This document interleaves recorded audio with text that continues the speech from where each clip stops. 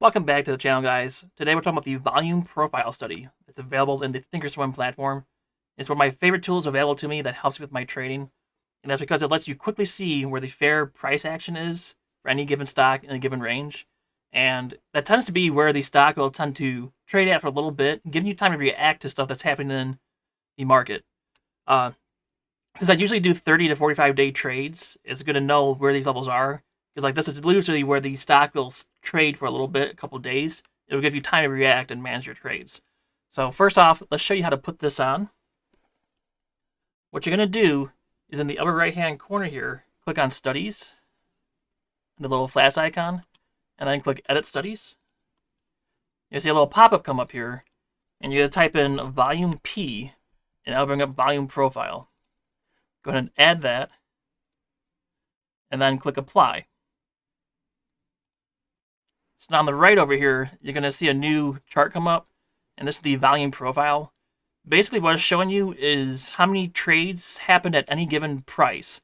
So on the right here is the price. The further to the right that the graph goes, the more trading that happened in that time period at that price point.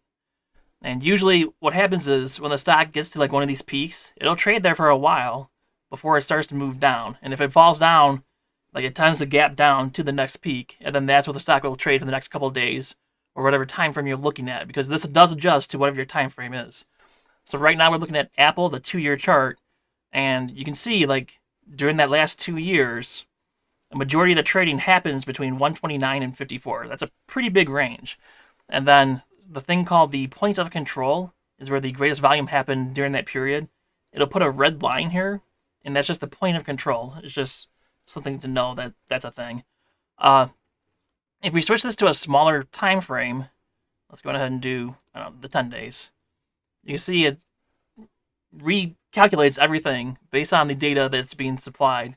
And now you can see that the price range has changed, and the point of control actually jumped up to 175 here.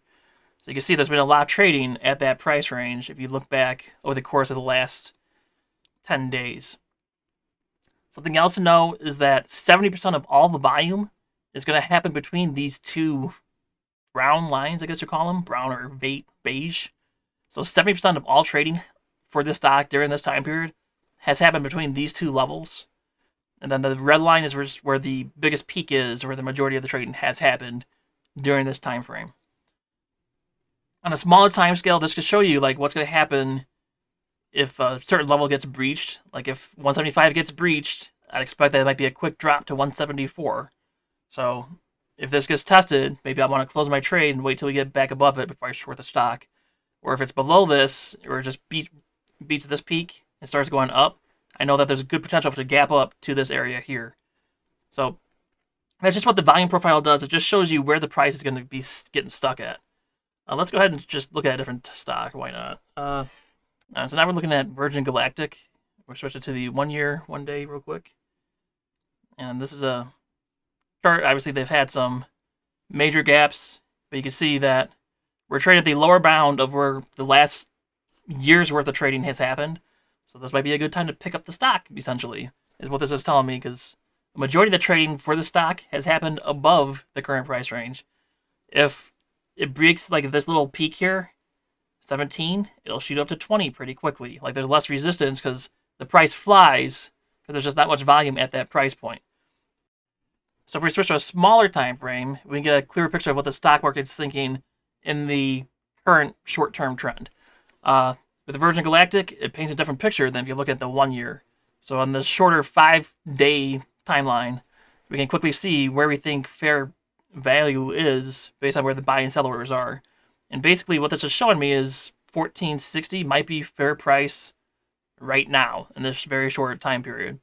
So if it's below that, it might be worth picking up some shares for a short-term swing. If it's above that, might want to think about selling that if I'm a day trader or that kind of thing.